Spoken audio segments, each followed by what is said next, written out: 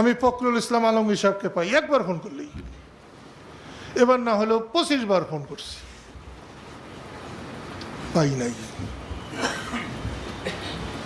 বাংলাদেশ যদি থাকে, মুক্তিযুদ্ধ যদি থাকে, স্বাধীনতা যদি থাকে, তাহলে কাদের সিদ্দিকী বেঁচে থাকলে তাকেও দরকার হবে।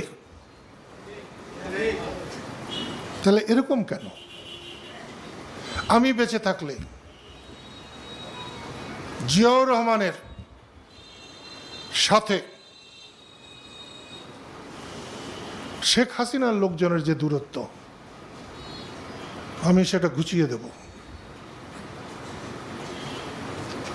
বঙ্গবন্ধু তো একবারের জন্য জিয়াউর রহমানকে কোনো খারাপ কথা বলে নাই।